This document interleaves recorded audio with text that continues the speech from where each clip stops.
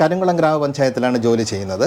അപ്പോൾ അവിടുത്തെ assistant engineer Muhammad Shameer sir എൻ്റെ അടുത്ത് പറഞ്ഞു, ഇതേപോലെ ഹജ്ജിൻ്റെ അവിടെ നിന്ന് മണൽ ഞാൻ എത്തിച്ചു തരാം, തീർച്ചയായിട്ടും 1 വർഷത്തിനകം മണൽ എത്തിച്ചു തരുന്നതും പോയതിന് ശേഷം വരയ്ക്കുന്നതിനുള്ള നല്ലൊരു ചിത്രവും തരാം. എനിക്കത് കേട്ടപ്പോൾ സന്തോഷമായി. ഒറ്റ നോട്ടത്തിൽ കഅബയെയും ആ കഅബയെ വലയം വയ്ക്കുന്ന തീർത്ഥാടകരെയുമാണ് നമ്മൾ ഈ ചിത്രത്തിൽ കാണുന്നത്. ഹജ്ജ് തീർത്ഥാടനത്തിൻ്റെ ഒരു സാധാരണ ചിത്രമല്ലിത്. അസാധാരണമായ പ്രതിഭാവിലാസം വിളങ്ങി നിൽക്കുന്ന ഒരു ഗംഭീര സൃഷ്ടിയാണ് ചിത്രം. മണലുകൾ കൊണ്ട് മാത്രം 4 വർഷത്തെ പരിശ്രമത്തിൽ ചേർത്ത ചിത്രം. ഈ മണലുകൾക്കുള്ള ഏറ്റവും വലിയ പ്രത്യേകത വിവിധ കടൽ തീരങ്ങളിലെ മണൽ ഇതിൽ ഉപയോഗിച്ചിട്ടുണ്ടെന്ന് മാത്രമല്ല, ഇതിൽ ഈ വെള്ളയായി കാണുന്ന മണൽ ലക്ഷദ്വീപിൽ നിന്ന് കൊണ്ടുവന്ന മണൽ ഉപയോഗിച്ച് തീർത്ത ചിത്രമാണ്. വിശ്വവിഖ്യാതമായ ചിത്രമാണല്ലോ ദ ലാസ്റ്റ് സപ്പർ. ലിയനാർഡോ ഡാവിഞ്ചിയുടെ ലാസ്റ്റ് സപ്പർ അദ്ദേഹം 3-ലധികം വർഷങ്ങളെടുത്ത് ചെയ്ത ചിത്രമാണ്. അത് ഇന്നും എന്നും ക്ലാസിക്കായിട്ടുള്ളൊരു ചിത്രമാണ്. എന്നാൽ ഇത് മറ്റൊരു ലാസ്റ്റ് സപ്പറാണ്. ഈ ലാസ്റ്റ് സപ്പറിൻ്റെ പ്രത്യേകത, ഇതിൽ യാതൊരുവിധ നിറങ്ങളും ഉപയോഗിക്കാതെ മണലുകളുടെ വിവിധ നിറങ്ങളിലുള്ള മണലുകളുടെ സൗന്ദര്യം നിറഞ്ഞു നിൽക്കുന്ന ഒരു ചിത്രമാണിത്. അത് അഴീക്കൽ ബീച്ചിലെയും കന്യാകുമാരിയിലെയും പള്ളിപ്പുറത്തെയൊക്കെ മണലുകൾ ഈ ചിത്രത്തിൽ നമുക്ക് കാണാം. 2 തലം മാനങ്ങളുള്ള ഒരു ചിത്രമാണിത്. ഇതും മണൽ കൊണ്ട് തീർത്ത ചിത്രമാണ്. ഇങ്ങനെ നോക്കുമ്പോൾ നമുക്ക് 2 കരങ്ങളെ കാണാം, കാലിനെ ബന്ധിച്ചിരിക്കുന്നത് കാണാം, ഒരു അമ്മയുടെ അവരുടെ ശിരസും കാണാം. നമ്മൾ തിരിച്ചു നോക്കുമ്പോൾ ഒരമ്മയുടെ പ്രാർത്ഥനകളാണ് ഈ കാണുന്നത്. നമ്മുടെ സമൂഹത്തിൽ നടമാടിക്കൊണ്ടിരിക്കുന്ന ഏറ്റവും ഭീകരമായി ബാധിച്ചുകൊണ്ടിരിക്കുന്ന ലഹരി ഒരു കുടുംബത്തെ, ഒരു മാതാവിനെ, ഒരു ജീവിതത്തെ ഏതെല്ലാം അർത്ഥത്തിൽ അത് ബാധിക്കുന്നു, അതെത്രത്തോളം മനുഷ്യനെ നിസ്സഹായ അവസ്ഥയിലെത്തിക്കുന്നു എന്നതിനെ മണലുകളിലൂടെ മനോഹരമായി അവതരിപ്പിച്ച ചിത്രം. ഇതുപോലുള്ള നിരവധി ചിത്രങ്ങൾ ചെയ്തുകൊണ്ടിരിക്കുന്ന ഒരു സവിശേഷമായ വ്യക്തിമുദ്ര പതിപ്പിച്ചുകൊണ്ടിരിക്കുന്ന ഒരു കലാകാരനുണ്ട് നമുക്കിടയിൽ. പള്ളിച്ചൽ രാജ്മോഹനൻ. അദ്ദേഹത്തിൻ്റെ വീടാണിത്.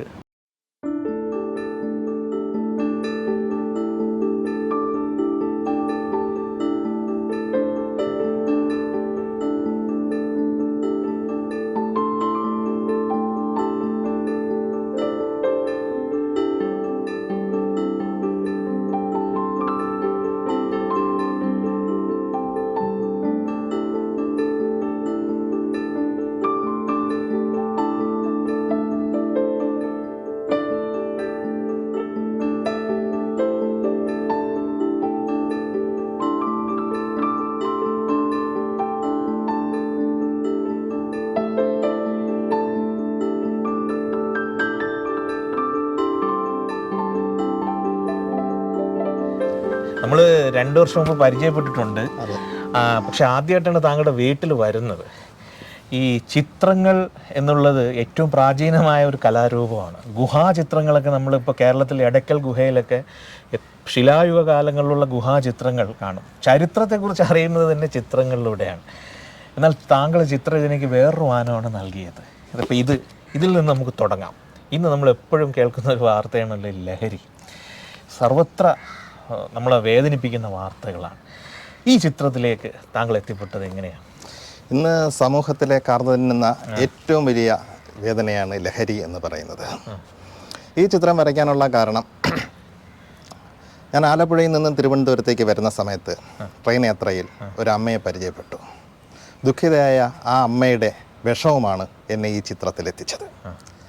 അവരുടെ മകൻ ലഹരിക്ക് അടിമപ്പെട്ട് ആത്മഹത്യ ചെയ്ത് വിഷണ്ണനായി അവർ അവിടെ നിന്ന് തിരിച്ച് വീട്ടിലേക്ക് എവിടെ വരികയായിരുന്നു. ആ യാത്രാവേളയിലാണ് അവരെ പരിചയപ്പെടുന്നത്. അത് ഒരു ചിത്രത്തിലൂടെ പതിയുകയാണ് ചെയ്തത്. അതായത് ഈ ചിത്രം എന്ന് പറയുന്നത് സിഗരറ്റ് വലിച്ചും മദ്യപിച്ചും ജീവിക്കുന്ന ഒരാളുടെ അവസ്ഥ എന്ന് പറയുന്നത് കാലുകൾ കൂട്ടിക്കെട്ടി മരണം എന്നുള്ളതാണ് അവരുടെ ഏറ്റവും പെട്ടെന്നുള്ള മരണം, അടുത്തുകൊണ്ടിരിക്കുന്ന ഒരിതാണ്. അതിനെ ഏറെ ദുഃഖത്തോടെ ഒരു അമ്മ പ്രാർത്ഥിക്കുന്ന ചിത്രമാണ് തിരിച്ചു വെച്ചാൽ കാണാൻ സാധിക്കുന്നത്. സാധാരണ ഒരു ചിത്രം നമ്മൾ പെയിൻറ്റുകൾ കൊണ്ടോ അല്ലെ നിറങ്ങൾ കൊണ്ടോ പെൻസിലുകൾ കൊണ്ടോ ചായങ്ങളൊക്കെയാണ് ഇതിൽ നിലനിൽക്കാറ്. ഇതിൽ മണലുകളാണല്ലോ. അപ്പോൾ ഈ ഒരു വികാരത്തെ ഈ മണലുകളിലൂടെ എങ്ങനെയാണ് താങ്കൾ ഇതിൽ കൊണ്ടുവരാൻ ശ്രമിച്ചത്? ഇത് പല ബീച്ചിലും പല നിറത്തിലുള്ള മണൽ തരികൾ കിടപ്പുണ്ട്. നമ്മൾ ശ്രദ്ധിക്കാറില്ല. നമ്മൾ ബീച്ചിൽ പോയതിന് ശേഷം നമ്മുടെ സായാഹ്നം കാണും, ഇത് കാണും, തിരിച്ചു പോകും. പക്ഷേ ഇനി ഇത് കണ്ടു കഴിഞ്ഞാൽ ഇനി പോകുന്നവർ ശ്രദ്ധിക്കും ആ ബീച്ചിൽ എന്ത് നിറമാണ്. നമ്മുടെ തൊട്ടടുത്ത് കിടക്കുന്ന ശംഖുമുഖത്ത് പോലും ഓറഞ്ച് നിറത്തിലുള്ള മണലാണുള്ളത്. അപ്പൊ ഇങ്ങനെയുള്ള വ്യത്യസ്തമായി ശംഖുമുഖത്തുള്ള മണലിന്റെ കളർ അല്ല കോവളത്തുള്ളത്. കോവളം എന്ന് പറയുന്നത് ഇളം കറുപ്പാണ്, നല്ല കറുപ്പല്ല. നല്ല കറുപ്പ് എന്ന് പറയുന്നത് കൊല്ലം അഴീക്കലാണ് നല്ല കരിമണലുമായിട്ട് ബന്ധപ്പെട്ട് വരുന്നത്. ഇവിടെയാണെങ്കിൽ ലൈറ്റ് ആയിട്ടുള്ള മണലാണ്. നമുക്കിത് രണ്ടും കളക്ട് ചെയ്താലുള്ള പ്രയോജനം എന്ന് പറഞ്ഞാൽ ആ നല്ല കറുപ്പിന്റെ ഷെയ്ഡായിട്ട് ഈ കറുപ്പ് ഉപയോഗിച്ചാൽ അതിന്റെ നിഴലായിട്ട് നമുക്ക് ഉപയോഗിക്കാൻ സാധിക്കും. അപ്പൊ അങ്ങനെ രണ്ട് തരത്തിൽ അങ്ങനെ വെറൈറ്റി, ഓരോ സ്ഥലത്തും വെറൈറ്റി ആയിട്ടുള്ള മണലുണ്ട്. അപ്പൊ ഈ ചിത്രങ്ങൾ വരയ്ക്കുമ്പോഴത്തേക്കും നിറം ഉപയോഗിക്കാതെ ഇങ്ങനെ മണൽ ഉപയോഗിച്ച് ചെയ്യുമ്പോഴത്തേക്കും വെറൈറ്റി ആയിട്ട് നമുക്കത് നമ്മുടെ ഓരോ മനസ്സിൽ ഉൾക്കൊള്ളുന്ന സന്ദേശങ്ങൾ ജനങ്ങളിലേക്ക് കൂടുതൽ എത്തിക്കാൻ സാധിക്കും. അപ്പൊ അതുകൊണ്ടാണ് മണലിലേക്ക് നമ്മൾ ചിത്രങ്ങൾ വരച്ചത്. നമ്മൾ ഈ ചിത്രം വളരെ പ്രശസ്തമായ ഒരു ചിത്രമാണല്ലോ, ഈ ലാസ്റ്റ് സപ്പർ. ലിയനാർഡോ ഡാവിഞ്ചി അദ്ദേഹം ഓരോ ശിഷ്യന്മാർക്കും ഓരോ വൈകാരിക ഭാവമാണ് അതിൽ നൽകിയിട്ടുള്ളത്. യൂദാസിന്റെ വൈകാരിക ഭാവമല്ല പത്രോസിനുള്ളത്. അപ്പോൾ അത്രയും വിഖ്യാതമായ ഒരു ചിത്രമാണ്. അപ്പം ഇതിനെ സാധാരണ ഈ മണലിലോട്ട് കൊണ്ടുവരുമ്പോൾ ഇത്തരം ഓരോരുത്തർക്കുള്ള വൈകാരിക ഭാവം നമുക്ക് ആവിഷ്കരിക്കാൻ ആ വെല്ലുവിളി എന്തായിരുന്നു? അതിന് ഈ പറഞ്ഞതുപോലെ ഒത്തിരി ബുദ്ധിമുട്ടുണ്ടായി. അതായത് ഇതിലെ ഓരോ ഭാവങ്ങളും വ്യത്യസ്തമാണ്. നമ്മളൊരു ചിത്രം വരയ്ക്കുമ്പോഴത്തേക്കും ആ ചിത്രത്തിലെ ഭാവങ്ങൾ വരയ്ക്കാൻ എളുപ്പമാണ്. പക്ഷെ ആ ചിത്രം വരച്ചു കഴിഞ്ഞതിന് ശേഷം അതിൽ ഫെവിക്കോളിട്ട് മണൽ ഉപയോഗിക്കുമ്പോഴത്തേക്കും ആ ഭാവം നിലനിർത്തുന്നതിന് അത്രയും സൂക്ഷ്മതയോട് ചെയ്തു കഴിഞ്ഞാൽ മാത്രമേ സാധിക്കുകയുള്ളൂ. ഇത് ഒരു ലെയർ മാത്രം ചെയ്ത ചിത്രമല്ല. ഇത് ഒരു വർഷം എടുത്ത് ചിത്രം ചെയ്ത് തീർക്കാൻ ഒരു വർഷം എടുത്തു.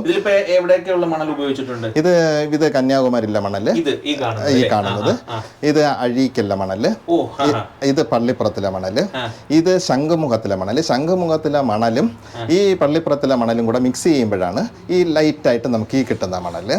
അതുപോലെ ഈ വെള്ള നിറത്തിന്റെ കൂടെ കോവളത്തിലെ മണൽ മിക്സ് ചെയ്യുമ്പോഴത്തേക്കും നമുക്ക് അവിടെ ഷെയ്ഡായിട്ട് ഉപയോഗിക്കാം. ഇതുപോലെ ഇത് തിരുനെൽവേലിയിലെ മണലാണ് ഈ റെഡ് കളറിൽ കാണുന്നത്. അവിടെ നിന്ന് ഈ വെള്ള കൂടെ മിക്സ് ചെയ്യുമ്പോഴത്തേക്കും നമുക്ക് റോസ് ആയിട്ട് ഉപയോഗിക്കാം. ഇങ്ങനെ പല കളർ മിക്സ് ചെയ്താണ് ഈ ചിത്രം വരച്ചിരിക്കുന്നത്. ഇപ്പം ഹജ്ജിന്റെ സമയമാണ്. അതായത് ഇപ്പോൾ ഒരു പെരുന്നാൾ കഴിഞ്ഞു, അടുത്ത പെരുന്നാളിന്റെ വരാറായിട്ടുണ്ട്.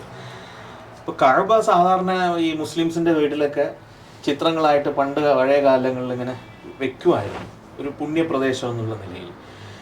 പണ്ടൊക്കെ ആൾക്കാർ ഹജ്ജ് സ്വപ്നം കാണുന്നത് ആ ചിത്രങ്ങളിൽ നോക്കില്ല. അപ്പൊ ഈ ചിത്രം ഇങ്ങനെ ചെയ്യാൻ ഉള്ള ഒരു പ്രചോദനം എന്തായിരുന്നു? അപ്പൊ ഇതിന് നേരിട്ട വെല്ലുവിളികൾ എന്തൊക്കെയാണ്?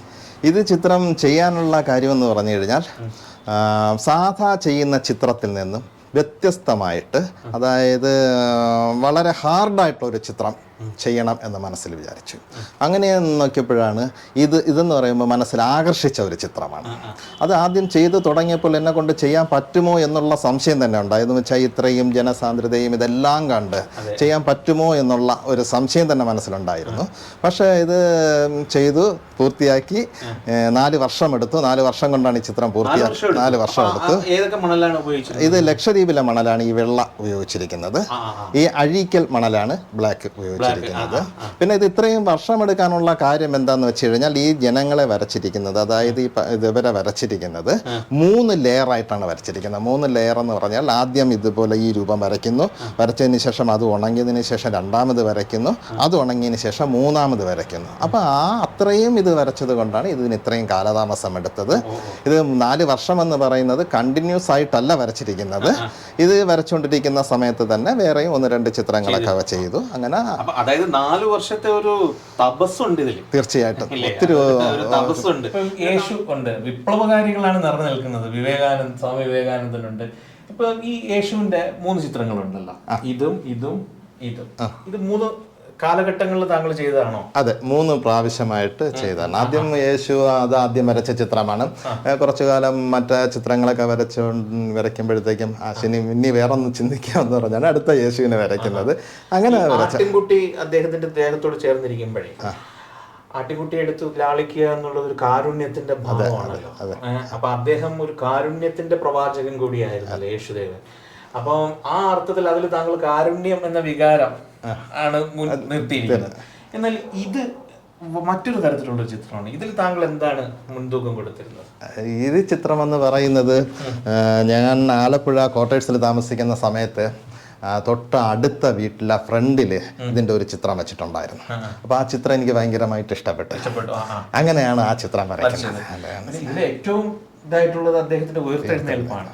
ഇന്നിപ്പം നമ്മൾ പെസഹ കഴിഞ്ഞും ദുഃഖവെള്ളിയും ഈസ്റ്ററൊക്കെ വരുമ്പം എക്കാലത്തും പ്രസക്തമായ ഒരു ഭാവമാണല്ലോ ആ ചിത്രത്തിനുള്ളത്.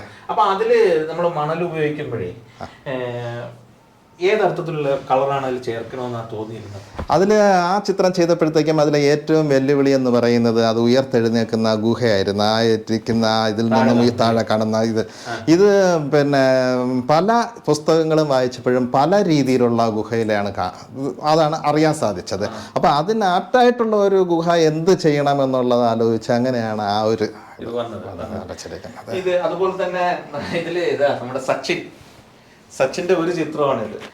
ശ്രീനാരായണ ഗുരുദേവന്റെ ചിത്രമാണ്. ഗുരുദേവൻ ധ്യാനനിരതനായ നവോത്ഥാന നായകനായ കേരളത്തിന്റെ നവോത്ഥാന നായകരിൽ പ്രധാനിയായ ഗുരുദേവന്റെ അദ്ദേഹത്തിന്റെ വെളിച്ചം ആ ചിത്രത്തിലുണ്ട്. ഈ കാണുന്നത് കേരള നവോത്ഥാനത്തെ വളരെ ശക്തമായി സ്വാധീനിച്ച മറ്റൊരു വ്യക്തിയുടെ ചിത്രമൊന്നല്ല, ചരിത്ര സന്ദർഭങ്ങളുടെ ചിത്രമാണ്. ഈ ചിത്രം ഒന്ന് നമുക്ക് നോക്കിയാൽ അയ്യങ്കാളിയുടെ ജീവിതം ഒരു സമൂഹത്തിൽ സൃഷ്ടിച്ച മാറ്റമാണ് ചിത്രം. ഏതൊക്കെ അർത്ഥത്തിലാണ് താങ്കൾ ഇതിൽ അയ്യങ്കാളിയെ അടയാളപ്പെടുത്തിയിട്ടുള്ളത്? ഇത് അയ്യങ്കാളിയുമായി ബന്ധപ്പെട്ട സമരങ്ങളായിരുന്നു മെയിനായിട്ടും ഈ ഭാഗത്ത് കാണിച്ചിരിക്കുന്നത്. പഞ്ചമി എന്ന വിദ്യാർത്ഥിയെ സ്കൂളിൽ ചേർക്കാൻ കൊണ്ടുപോയതും, കല്ലുമാല സമരം, വില്ലുവണ്ടി സമരം.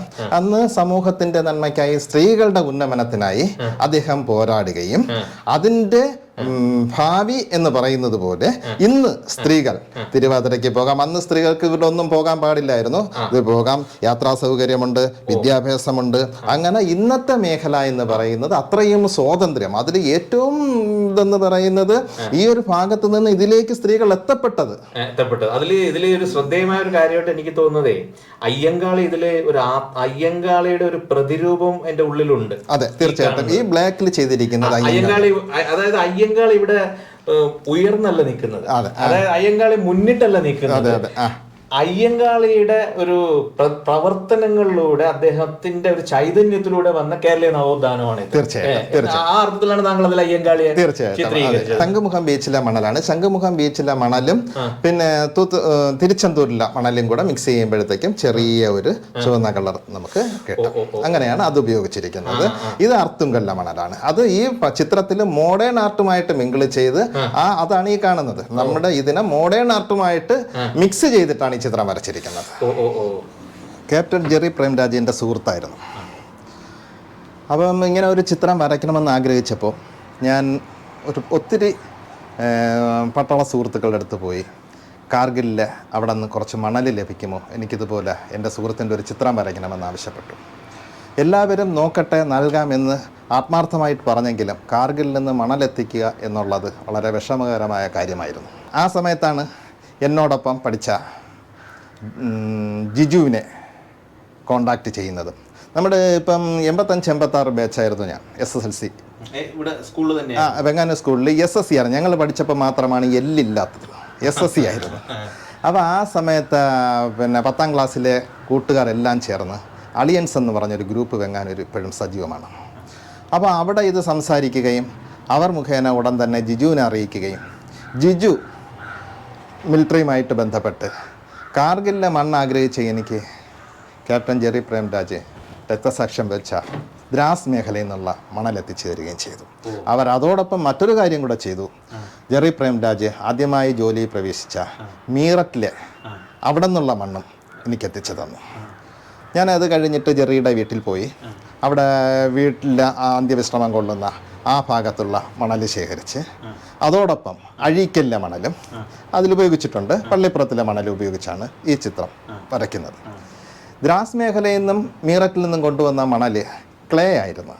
സാധാരണ നമുക്ക് തരി ഉണ്ടെങ്കിൽ മാത്രമേ ഇത് ചിത്രം വരയ്ക്കാൻ സാധിക്കുകയുള്ളൂ. അപ്പോൾ ഈ ക്ലേ വെച്ച് നമുക്ക് ആ ചിത്രം വരയ്ക്കാൻ പറ്റില്ല. അപ്പോൾ അതെന്ത് ചെയ്യണമെന്ന് കുറച്ച് പലതും ചെയ്ത് നോക്കി, അതിനെ വറുത്ത് നോക്കി അത് തരിയാക്കുന്നതിന് വേണ്ടി. അപ്പോൾ അങ്ങനെ ഇരുന്നപ്പോഴാണ് ഇഷ്ടിക ഉണ്ടാക്കുന്ന സ്ഥലത്തേക്ക് ഞാൻ ആ ക്ലേ കൊണ്ടുകൊടുത്ത് അവരെടുത്ത് ഈ കാര്യം പറഞ്ഞു, എനിക്കിതുപോലെയാണ് ചിത്രം വരയ്ക്കുന്നതിനാണ്, ഇത് വിശിഷ്ടപ്പെട്ട മണ്ണാണ്. അപ്പോൾ അവരെന്ത് ചെയ്ത് അടുത്ത് ഇഷ്ടിക ഇടുന്നതോടൊപ്പം ഈ മണ്ണ് പ്രത്യേക ഇതായിട്ട് അവർ ചുട്ടെടുത്ത് തന്നു. ആ മണ്ണ് ഇത് മീററ്റിലെ മണ്ണാണ്, ഇത് ദ്രാസ് മേഖലയിൽ നിന്ന് ലഭിച്ച മണ്ണ്. അപ്പം അത് ചുട്ടെടുത്ത് തന്ന മണ്ണ് ഞാനത് പൊടിച്ച് അതിനരിച്ച് എന്നിട്ടാണ് ഇതിങ്ങനെ ഉപയോഗിച്ചിരിക്കുന്നത്. പിന്നെ അതുപോലെ അദ്ദേഹത്തിന്റെ ജന്മസ്ഥലം, അദ്ദേഹത്തിന്റെ വീട് വെങ്ങാനൂർ, അവിടെ നിന്നുള്ള മണ്ണ്. അതെ അതെ അതെ അതെ. അതായത് ഒരു വ്യക്തിയുടെ എല്ലാ അംശവും അതിലുണ്ട്.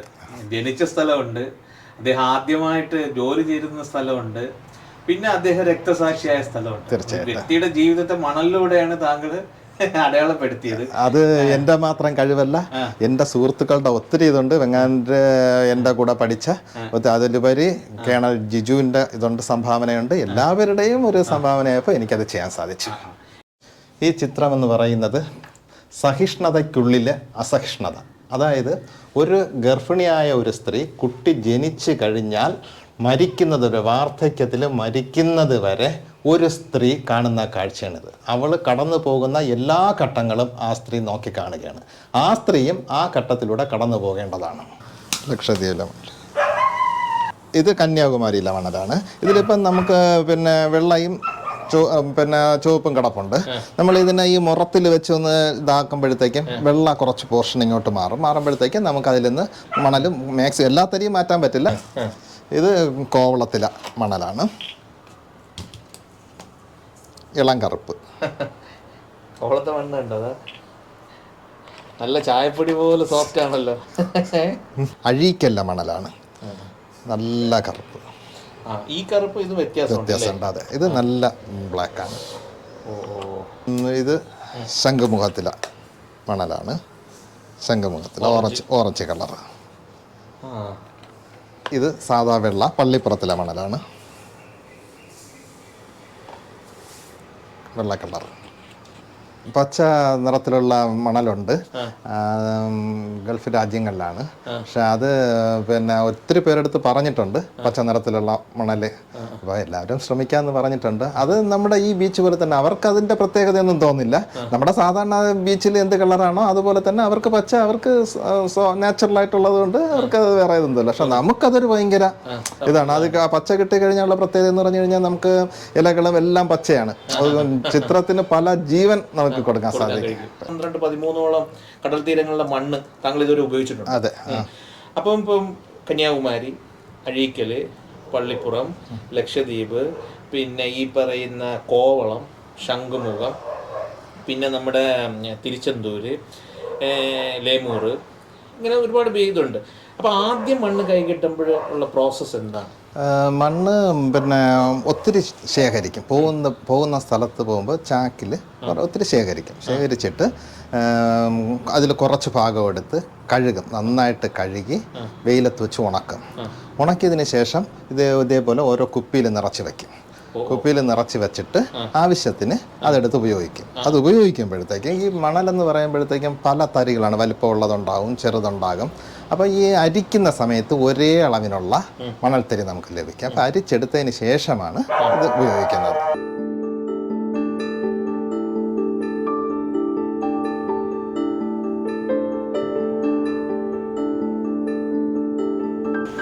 ഞാൻ അക്ഷിത. ഞാൻ ചെറുതായി കുട്ടിക്കാലത്ത് എൻ്റെ യൂത്ത് ഫെസ്റ്റിവലിന് വേണ്ടി പാടാൻ വേണ്ടി അച്ഛൻ എഴുതുന്ന കവിത കൊറ്റിക്കുഞ്ഞ്. പാടത്തിലായിരം പറവകൾക്കിടയിലായി കൊറ്റിതൻ കുഞ്ഞും പറന്നിറങ്ങി, പഞ്ഞി പോലുള്ളൊരു കൊറ്റിതൻ കുഞ്ഞിനെ കണ്ണും മിഴിച്ചു ഞാൻ കണ്ട നേരം, ചുള്ളി പോലുള്ളതിൻ കാലിൻ ചുവട്ടിലായി മീനുകൾ മുട്ടിക്കളിച്ചിടുന്നു, വെള്ളത്തിലോടുന്ന മീനുകളൊന്നിനെ കുഞ്ഞിളം ചുണ്ടുകൾ കൊണ്ടുകൊത്തി. കാലുകൾ തെറ്റിയ കൊറ്റിതൻ കുഞ്ഞപ്പോൾ ചേറിലായി വീണുടൻ മെല്ലെ മെല്ലെ. കാറ്റേറ്റിരുന്ന ഞാൻ പെട്ടെന്നെഴുന്നേറ്റു കൊറ്റിതൻ കുഞ്ഞതിൽ വീണ നേരം. മെല്ലെ എടുത്തതിൻ ചേറുകളൊപ്പിട്ടു നെഞ്ചോട് ചേർക്കുവാൻ ആഗ്രഹിച്ചു. അദ്ദേഹത്തിന്റെ എല്ലാ വർക്കുകൾക്കും ഒരു അദൃശ്യ സാന്നിധ്യമായിട്ട് നിങ്ങളും ഉണ്ട്. ഈ വർക്കുകളൊക്കെ ഇങ്ങനെ മുന്നേറിക്കൊണ്ടിരിക്കുമ്പോൾ എന്താണ് അതിനെക്കുറിച്ച് തോന്നാറുള്ളത്? അതിൻ്റെ പിന്നിൽ ഭയങ്കരമായിട്ടുള്ളൊരു ഹാർഡ് വർക്ക് ഉണ്ട്. അപ്പോൾ അതിനൊരു പാഷനും ഉണ്ട്. ആ പാഷൻ്റെ ഇതാണ് പല വർക്കിലും കാണുന്നത്. അപ്പോൾ ആ ഹാർഡ് വർക്കിലൂടെ ഈ എന്തെങ്കിലും പത്രത്തിലോ ന്യൂസ് പേപ്പറിലോ ഒക്കെ വരുമ്പോൾ ആ ഒരു സന്തോഷം കാണുമ്പോൾ ഭയങ്കര. നിങ്ങൾക്ക് കിട്ടിയ ഒരു വലിയ ഭാഗ്യം, ഞങ്ങൾക്കൊന്നും കിട്ടാത്തൊരു ഭാഗ്യം എന്താന്ന് പറഞ്ഞാൽ, ഒരു ബീജം മുതൽ ഒരു വർക്കിൻ്റെ അങ്ങേയറ്റത്തെ പെർഫെക്ഷൻ വരെ, എൻ്റെ തുടക്കം മുതൽ എൻ്റെ പെർഫെക്ഷൻ വരെ കാണാനുള്ളൊരു ഭാഗ്യമുണ്ട്. ഏത് ചിത്രം എടുത്തു കഴിഞ്ഞാലും ഈ ഭാര്യയും കുട്ടികളുമാണ് ഈ മണൽ നേരെ കൊണ്ടുവന്ന് അപ്ലൈ ചെയ്യുന്നതല്ല, കൊണ്ടുവന്ന് കഴുകി വൃത്തിയാക്കി ഉണക്കി ഇതൊക്കെ അവരാണ് ചെയ്തു തരുന്നത്. അതായത് നിങ്ങളൊരു കുടുംബമായിട്ട് ചേർന്ന് രൂപപ്പെടുത്തിയിരിക്കുന്നതാണല്ലേ. താങ്കൾ ഒരുപാട് കവിതകൾ എഴുതിയിട്ടുണ്ട്, കഥകൾ എഴുതിയിട്ടുണ്ട്, 2 നോവലുകൾ എന്ന് വെച്ചാൽ ഈ ശാസ്ത്ര നോവൽ, ഇതാ ജാനസ് എന്നൊരു നോവൽ, ശാസ്ത്ര നോവലാണിത്. അതുപോലെ തന്നെ അതുപോലെ തന്നെ crime thriller the death of ice, പിന്നെ ജനി മൃതികൾ എന്ന അദ്ദേഹത്തിൻ്റെ മറ്റൊരു പുസ്തകം. അപ്പോൾ ഈ പുസ്തകങ്ങളൊക്കെ 3 പുസ്തകങ്ങളും ആയിട്ടുണ്ട്. പിന്നെ അതുപോലെ തന്നെ കുഞ്ഞു കുഞ്ഞു കഥകളും ഫേസ്ബുക്കിൽ താങ്കൾ പോസ്റ്റ് ചെയ്തിട്ടുണ്ട്. അതിൽ രസകരമായൊരു കഥ, മാത്സ് ടീച്ചർ എന്ത് വിളിക്കും എന്ന് വർഷങ്ങൾക്ക് മുമ്പ് കഥ എഴുതിയിരുന്നില്ലേ. അതുപോലെ തന്നെ 2013 തോന്നുന്നു താങ്കളൊരു കവിത എഴുതി ഗസയിലെ കുഞ്ഞുങ്ങൾക്ക്. ഈ ഫലസ്തീനിലെ ഗസ എന്ന പ്രദേശം എത്രയോ വർഷങ്ങളായിട്ട് നമ്മൾ അവിടെയുള്ള ചിത്രങ്ങളും വാർത്തകളും ഒക്കെ കേട്ടുകൊണ്ടിരിക്കുന്നു. നമുക്ക് ഒരുപാട് വേദന ഉണ്ടായിക്കൊണ്ടിരിക്കുന്നു. ഈ അടുത്തും ഒരുപാട് റീൽസുകളൊക്കെ വന്നു. 2013 തന്നെ താങ്കൾ കവിത എഴുതിയിട്ടുണ്ട് ഗസയെക്കുറിച്ച്. പിന്നെ എൻഡോസൾഫാൻ, നമ്മുടെ കേരളത്തിലെ വലിയൊരു ദുരന്തം, അത് താങ്കൾ കവിത എഴുതി അതിൻ്റെ ഓഡിയോ പതിപ്പും പുറത്തിറക്കിയിരുന്നു. അമ്മിഞ്ഞു നുകർന്നതിൻ മധുരം മറന്നില്ല, ഇളം ചൂടു രക്തത്തിൻ ചവർപ്പിനാൽ ചുണ്ടുകളൊട്ടുന്നു, രുധിരത്തിലലിയുന്ന കണ്ണുനീർത്തുള്ളികൾ മേലാകി പടർന്നിടുമ്പോൾ, എങ്ങു പോകും ഞാനെങ്ങു പോകും, അമ്മയുടെ മടിത്തട്ടിൽ നിന്നു ഞാനെങ്ങു പോകും, അലമുറയിട്ടു കരഞ്ഞുകൊണ്ടേട്ടന്മാരോടുന്നു, പൂഞ്ചായം തിന്ന വസ്ത്രത്താലവരുളിക്കാൻ ശ്രമിക്കുന്നു. അതുപോലെ തന്നെ മറ്റൊരു കാര്യം, ഈ പുസ്തകങ്ങളോടൊപ്പം താങ്കളുടെ പിതാവിൻ്റെ പുസ്തകം അല്ലേ, കുളച്ചലിൻ്റെ ഇതിഹാസം. അപ്പം അദ്ദേഹത്തും വിഘ്നേശ്വരൻ പള്ളിച്ചൽ, അപ്പോൾ അദ്ദേഹത്തിൻ്റെ ഒരു പുസ്തകവും താങ്കൾ മുൻകൈ എടുത്ത് പുറത്തിറക്കി.